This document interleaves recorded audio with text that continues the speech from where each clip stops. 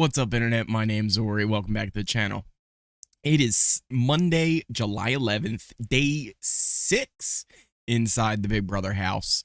And we're going to be breaking down what happened on last night's episode, as well as what happened on the feeds yesterday. If you don't want any feed spoilers, about halfway through the episode is when we're going to start covering more of the feed stuff. So you don't have to worry about too much spoilers before we jump ahead. We're not going to talk about the veto winner or the veto ceremony or any of that kind of stuff until after we're done talking about the episode. I'll give you guys a warning before we jump into that.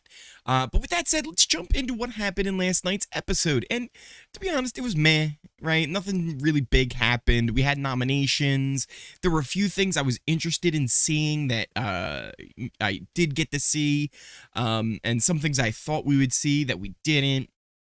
There were a couple of things I did want to mention though. So Nicole, I was really interested to see where Nicole's head was really at in terms of her relationship with Daniel. I've mentioned before that Nicole has a really good relationship with Amira, and they talk a lot. And not only do they talk a lot, Nicole will mention stuff about Daniel to Amira. Now, is that just her way of getting Amira to trust her a little bit more, not sharing everything about it? Or is that her way of using Amira and figuring out how to manipulate Daniel to do what she wants at the end of the day? Still a little bit up in the air on that.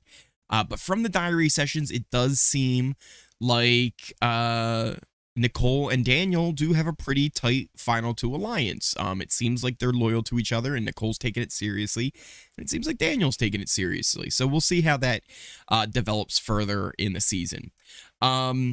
One thing about this episode, and we talked about it in our live feed updates, anybody who hasn't been following the live feeds and is only watching the episodes, a lot of this will be new to you, but there has been big developments with Paloma versus Taylor in the house, pretty much. And really, it's not even Paloma versus Taylor, it's Paloma hates Taylor. Taylor isn't even really going against Paloma that much. The only thing that Taylor has done is Paloma mentioned wanting to get big targets, and Taylor went and told Monty this as a way to be like, hey, like, this girl who you're working with says she wants to get out big players. Who do you think you are? You're a big player, so be careful. And he went around, told Paloma this. It became a whole thing. That wasn't really much in the episode, but what was in the episode was why Paloma doesn't like Taylor. Her and the rest of the girls think she's not a girl's girl, which I guess doesn't include Nicole either, who was up in like the bathroom, you know, fixing her eyebrows. She wasn't there for this meeting, so I guess she's not considered a girl's girl either, which doesn't seem really nice. But they've made the girls alliance. It's Paloma, Alyssa. They're the two tight ones in there. I think Jasmine's kind of like the third in that core. And then you got Amira, Indy, and Brittany. Now, from this episode, they didn't show much dissension or anything like that. We'll see more of that maybe to come. But they hate Taylor. They think she's too much getting in with the guys, not spending enough time with them. It really comes off, especially on the episode, as it is jealousy, right? They're jealous of her being able to get in there and hang out with the guys like no problem, and they see her as a threat, which they're right. She is a threat. She's very good, but they're taking it out in a very mean girls fashion. That, especially on the live feeds, hasn't felt very good to watch. It is the game, but it's not exactly fun to watch people act like this, especially to one in particular person in the house. And I think we're going to see more and more of that on Wednesday's episodes and eventually on Thursday's episode as well. It was time for Daniel's nominations. Actually, it was kind of funny. The one reason he nominated one of his nominees in the first place, it happened to be because Michael held the door open when they first walked in, and that instantly made Daniel think, oh, Michael's a super fan. So it's like, hey, you know what? You're a gentleman. Get on the fucking block. So Daniel ended up on Michael and Terrence as his two nominees. We on the episodes haven't seen Veto yet, so it's a matter of time to see what happens with that, who will win, if one of the nominees wins, who they take each other off. Well, let's get into the live feed updates now, shall we? So if anybody doesn't want any spoilers from the live feeds, if you just wanted the episode recap, that pretty much covers what happened. Let's jump into the live feed spoilers in 3, 2, 1. It should update there. Michael is your Veto winner. We talked about this yesterday. He won Veto. They didn't do the ceremony yesterday. They still haven't done it today as I'm recording this. Currently, the house guests are cleaning the house, so I imagine the Veto ceremony is today at some point. So we will get a replacement nominee.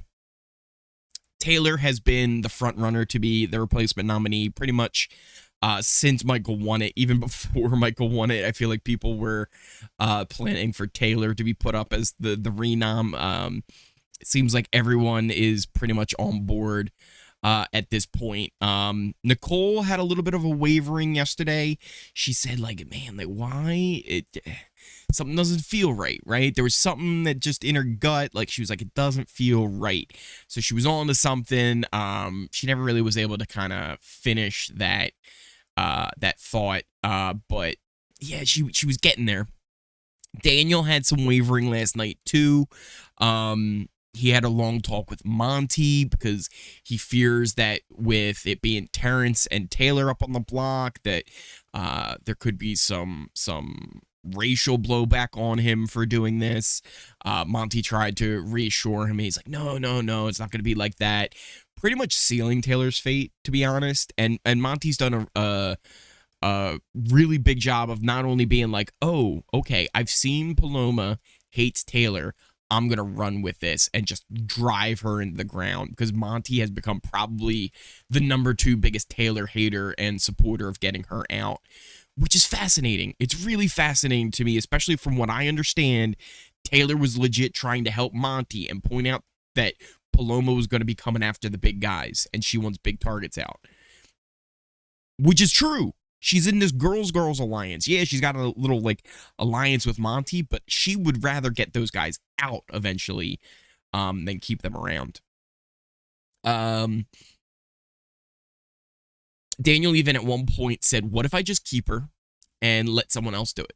Right? Like, why do I have to be the one to take her out? Like, if she's such a big target, everyone's going to put her up. So why do I have to do it? Why do I have to be the one to take a shot? Right? What if she doesn't go home this week and then she stays, wins HOH, and now I have not only her, but Michael coming after me? Right? Because we know Terrence is going to stay. Terrence is staying no matter what when he's on the block. Doesn't matter. Nobody's voting out Terrence because they're not scared of Terrence. But they would vote out whoever's up against them, right? But what if there's some reason with this backstage? We still don't know how that's going to work. I think Daniel realizes that, and he's a little nervous. So, funny enough, as I'm recording this, I have the live feeds up. They just went to Cats, so we'll probably have a veto ceremony in a few short minutes. Well, actually, not a few short minutes, maybe like an hour or so. So we'll see. Keep an eye out for that. Britt and Michael had a conversation last night in the Have Not room. They seem like another really tight duo, and they kind of were talking about like, all right, how do we make ourselves valuable to other people? Right. One of their big things was like, look, Terrence, he's by himself, right? He doesn't have anybody else to offer. Me and you, like, we're together, right? So like we have something to offer to people. Like, it's two of us, and like if somebody comes after me, like, you know, like you're going after him. If somebody goes after you, like I'm going after him, right? So it makes us kind of like a more valuable and like bigger like target, which is weird because like you don't want to make yourself a target and let yourself know that you have somebody like that. Like, that seems like the opposite of what you would want to do. But Brittany was like on board with this idea, and she wanted to go to make a 4 deal with Dan and Nicole, Daniel and Nicole, and Michael's just like, I don't know if that's a great idea. You know, Daniel's been up in the HOH. A lot of people have probably come and offered him deals. If me and you go up there and like make a deal that's just getting that out there that we're like a pair, and he's like, I'm not sure about Nicole. He was like, I don't like this idea. I don't like this idea whatsoever. Like, yo, summer down, Brittany. Which actually, like, kind of brings me to my next thing. We talked about Paloma hating on Taylor. The other big Paloma development is that her and Brittany have kind of lost it a bit. Like, they're kind of getting into that, like, it's not HOH-itis. I guess it would be backstage-itis, right? They've got the backstage thing. And I don't know if, like, it's a combination of them feeling, like, not as vulnerable as they really are, and then not being able to play in the games, and then not having a vote. They feel like they need to do more. Like, I'm not sure what's all going through their heads, but the only one who doesn't seem to be going too crazy is Alyssa. Alyssa's just kind of like, yo, let Paloma do the talking. Because both of them, like, they won't shut up. When they have game talks with people, they literally won't shut up. At one point, it was the two of them having a game talk with each other, and it was like they just did a whole bunch of meth or something. And they were like, it was non-stop. It was crazy. It literally was crazy. Paloma had poor Monty in the storage room at one point, and she was going on and on. Like, one thing she keeps doing with everybody is she walks up to me, she's like, just call me pulled pork sandwich. It's like, what? She just call me pulled pork sandwich, because I'm getting pulled in every direction. Everybody wants to talk to me, and it's like, well, first of all, that's just weird. Second of all, not what you want to be telling people in Big Brother, that everybody wants to talk to you. Why do they want to talk to you? You don't even have a vote. You're not HOH, so why is everybody wanting to talk to you? This would make me instantly go, oh, Paloma's a threat. If everybody wants to talk to Paloma, we got to get her the fuck out of here. Then she starts saying, oh, when I win, I know we can't split the money. They said we can't split the money. That's fine. I'm going to win. Just write me the check. I'm going to invest in all of your businesses. All of your businesses I'm investing in. I'm going to put money in all of your guys' businesses, because I love you guys, and I wouldn't feel right keeping all that money myself. It's week fucking 1. And she's already talking about winning this shit and investing in business.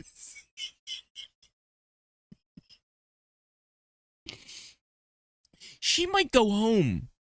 She might go home this week, and she's talking about investing in everybody's businesses.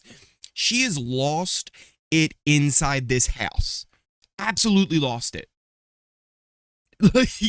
And she has no power. She's got no vote. She can't compete in competitions. She might be evicted this week. Like, nobody knows what's going on. And she is at full confidence. She said at one point, I've unlocked the key to this game. My brain has figured it out. I can see the path to the finale. She's like, I see it all. I've seen it happen. It's over. It's done. Like, either she's on something or she's off of something. Either way, we need to get this balanced out, because she is on another level. On an absolute another level. But with that, that's kind of where it leaves us. Like I said, we should get a veto update here within maybe a few hours. I'm going to post this video on up. I'm actually going to be live over on Twitch at 6 p.m. Eastern, so you can catch me on over there. We're going to be doing like some WWE 2K GM mode.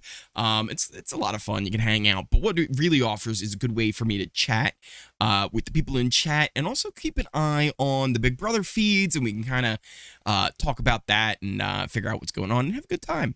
So if you're interested in that, you can catch me over there 6 p.m. Eastern on my Twitch, twitch.tv/Ori Streams. There's a link down in the description below. Also, if you made it all the way through this video, hit that like button. hit that subscribe button if you're new here, and hit that bell so you never miss a video, never miss a live stream. We actually did a watch along last night on Twitch. It was a lot of fun. We had some people in Discord. We were all chatting on the stream. It was a good old time. We're still gonna do the live eviction episodes here on YouTube, so those will still be live, and I'm doing the updates as well. So there's content everywhere. Make sure you follow me on Twitter so you never miss a stream, never miss a video. You can follow me on Twitch, subscribe on YouTube, hit all the things, all the socials, whatever you want. Ignore what you want. It's totally up to you. But I want to thank you guys for watching the video, and I will see you next time.